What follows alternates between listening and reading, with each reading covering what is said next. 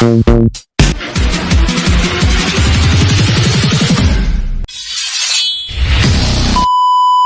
what's up mga kapaliwara? Magandang araw po sa inyo lahat. Ngayong araw na po ay magkakaroon po tayo ng 2 weeks program para po sa ating mga alagang aso. Ang gagawin natin is consistent lang natin ibibigay sa kanila to at makikita natin kung ano ang kanilang pagbabago. So, unang gagamitin natin ay ang ating Bingo Dog Food for adult kasi lahat ng mga aso dito si adult na eh. So, ang sumunod naman ay ang ating robust, yung ating sodas, beef sodas, at ang sumunod ay ang ating probiotic na Big Boys probiotic. At syempre, ang ating Gainpo. So, ang ating Gainpo ay ito po yung mga nilalaman yan. Okay? So, ngayon, sisimulan natin ang ating programa. So, edit lang. Ito ang isa sa ating model sa ating program na 2 weeks program. Ito si Bards. Siya ay going 8 months na. Kung makikita nyo, ganito po siya. Oh. Tsaka medyo payat po siya. Ayan po. So, nadadangkal ko pa siya. Tignan natin sa 2 linggo kung ano mangyayari sa kanya. Ito po yung isa. Ito naman ang pangalawa. Si Vibor. Kaya siya naging Vibor kasi survivor sa sakit ko eh. Ganun, payat nyo. Oh, diba?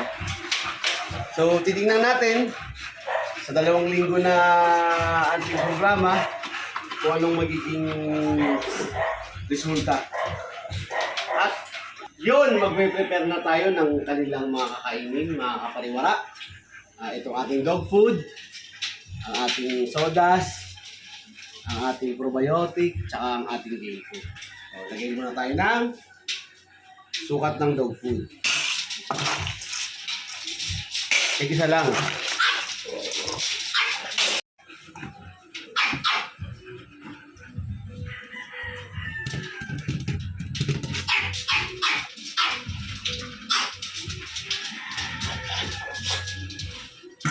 Okay. Next, ang ating probiotic.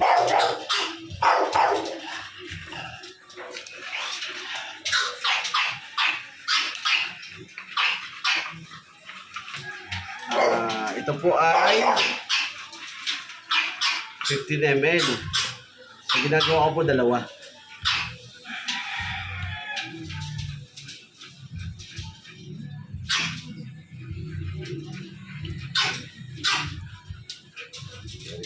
Next po, ay ang ating Gainpo. Nakasulat po rito sa Gainpo is 1 teaspoon per day. So sa isang beses lang po siya sa isang araw.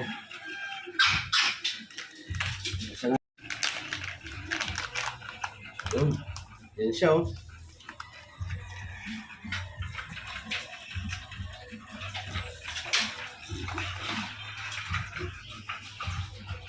Lalagay lang po natin yung ganyan. Tapos, mangyayari po yung mix na po natin.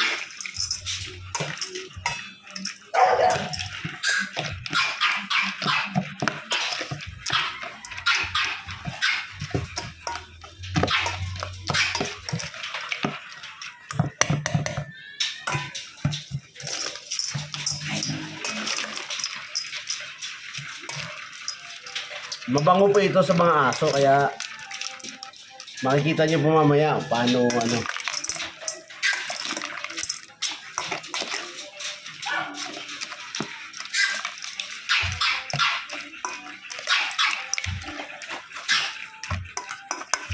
yan. Tingnan mo mabibitin yung mga yan.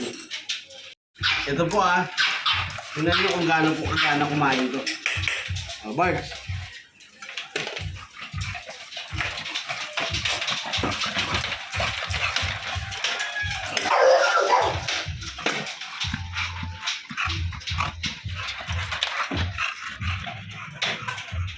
Ito naman po si Oreo. Oreo. Mm.